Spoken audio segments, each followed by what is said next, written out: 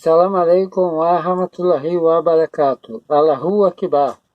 Em nome do Clemente, o Misericordioso, o Misericordiador, o Senhor dos mundos, o Criador do universo. Que a paz e as bênçãos de Alá estejam com a gente. A influência que Bernabé exercia sobre os apóstolos foi referida pela própria Bíblia, onde foi apelidado de profeta, professor e também apóstolo. Esta última designação lhe foi atribuída por Lucas, cuja inquestionável lealdade era para com Paulo. Porém, Bernabé é lembrado, acima de tudo, como um homem que não estava disposto a fazer concessões nem alterar a mensagem de Jesus. Após a partida de Bernabé para Chipre, Paulo continuou o que já havia começado. Embora já tivesse estado com muitos dos primeiros cristãos, o tempo suficiente para ser aceito como um deles, ainda estava consciente de quão fraca era sua posição, e apesar de ser chamado de apóstolo de Jesus, isso não alterou o fato de nunca tê-lo conhecido.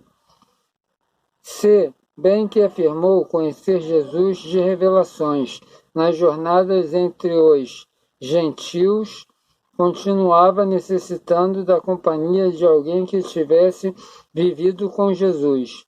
A companhia de uma testemunha ocular proporcionara-lhe uma ajuda incalculável e serviria para proclamar os seus argumentos com maior autoridade.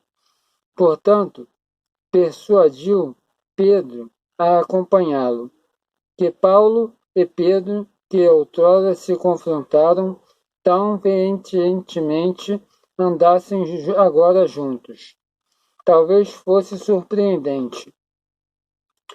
No entanto, a situação tinha mudado na proporção em que Paulo passou a ser aceito por muitos como cristão e deixou de ser visto como possível espião ou perseguidor. Celsus, um filósofo grego, crítico severo dos cristãos, afirmou que, na Antíquia, a raiz da discórdia entre os dois estava na inveja que Paulo sentia pela popularidade de Pedro. Obviamente, a inveja de Paulo deve ter diminuído com o aumentar da sua reputação, especialmente entre os gentios. E provavelmente a perseguição aos cristãos teve também um papel considerável na reconciliação, visto que, na época, os romanos e seus apoiadores judeus eram muito severos. Pedro, já por ocasião dos supostos julgamento e crucificação, tinha dado mostras de sua fraqueza quando, ou sob pressão, ou em face de eminente perigo, negou ter conhecido e ser companheiro de Jesus. Portanto, estava mais tentado a seguir a abordagem de Paulo, a mensagem de Jesus, uma vez que a introdução de mudanças aqui e ali podia significar uma perseguição menos intensa.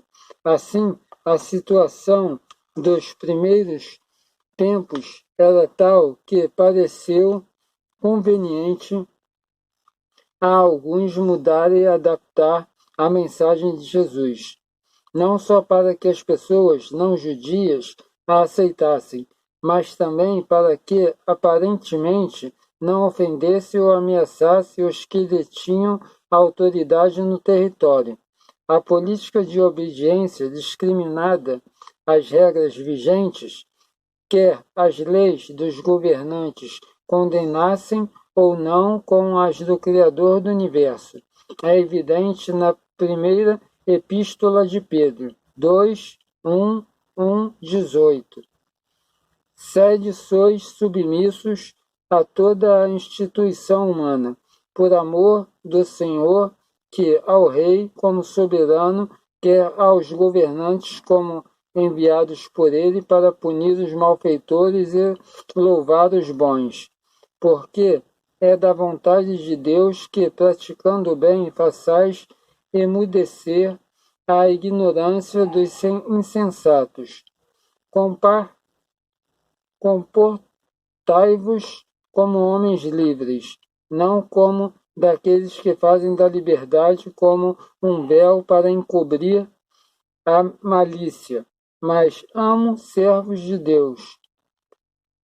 Honrai a todos, amai os irmãos, temei a Deus e respeitai o rei. Paulo viajou com Pedro para o Ocidente, mas sem a simplicidade e a influência repressora de Barnabé. Deve ter encontrado pouca ocasião às suas novas doutrinas e ao comportamento que adotou no epílogo da Epístola aos Romanos, 20:21, diz o seguinte: timbrei, porém, não pregar o Evangelho onde já tinha sido invocado o nome de Cristo, a fim de não edificar sobre fundamento alheio, mas conforme está escrito: aqueles a quem não for anunciado não devê-lo, e os que não tinham ouvido falar entenderão. Se Paulo difundia o ensinamento original de Jesus, então o fundamento alheio teria sido o mesmo que o dele, pois ter-se-iam envolvido ambos na construção do mesmo edifício. As pessoas que pela primeira vez e pela boca de Paulo ouviam falar de Jesus ou antes de Cristo, dado que era a única versão a que tinham acesso, não tinham possibilidade de acompanhá-la. Doutrina dos Apóstolos, ainda baseada nos ensinamentos de Jesus. Paulo foi muito ajudado na difusão de sua mensagem por um sábio judeu da Alexandria, chamado Apolos, homem de muito sucesso na divulgação de suas ideias entre as pessoas. Dizia-se mesmo que Paulo plantava, a Apolos regava, mas por fim nem Apolos conseguiu aceitar todas as inovações de Paulo, e tal como Bernabé separou-se dele. Paulo desviava-se cada vez mais do ensino de Jesus, tinha dado corpo ao dar mais importância à figura de Cristo e afirmando que lhe aparecera em visões. A defesa que utilizava contra os que acusavam de alterar os ensinamentos de Jesus era que a sua pregação tinha origem numa revelação recebida diretamente de Cristo, o que lhe dava a autoridade divina. E era em virtude desta autoridade que as bênçãos do Evangelho não se limitavam aos judeus.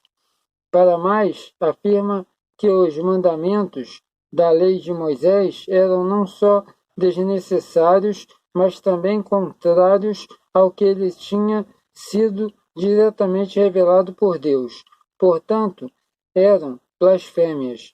Deste modo, Paulo incorria não só na cólera dos seguidores de Jesus, mas também na dos judeus, pois contradizia simultaneamente os seus dois profetas. O porquê da escolha em divulgar o seu ensinamento entre pessoas que detestavam os judeus e que não tinham ouvido a verdade acerca de Jesus é claro. Paulo justificou a sua nova doutrina por intermédio da seguinte analogia: ignorais, porventura, irmãos. Agora falo para os que sabem de leis, que a lei mantém o seu domínio sobre o homem, todo o tempo que ele viver. Toda mulher casada está ligada pela lei ao marido, enquanto ele viver, mas se o marido morrer, fica desligada dele pela lei. Por conseguinte, será considerada adúltera se vier a ser de outro homem enquanto o marido viver. Mas se o marido morrer, fica livre da lei e não será considerada adúltera se viver a ser de outro homem. Romanos 7, 1, 4. Não se esqueça de se inscrever no canal, de deixar o seu like, de compartilhar os vídeos com seus amigos, de ativar o sininho de notificações para receber mais vídeos e de deixar um comentário. Visita a Sociedade Beneficente Muçulmana do Rio de Janeiro, a Mesquita Nur, ou Mesquita da Luz, que fica na rua Gonzaga Bastos, 77 Tijuca, Rio de Janeiro. Serão todos muito bem-vindos. Shukran.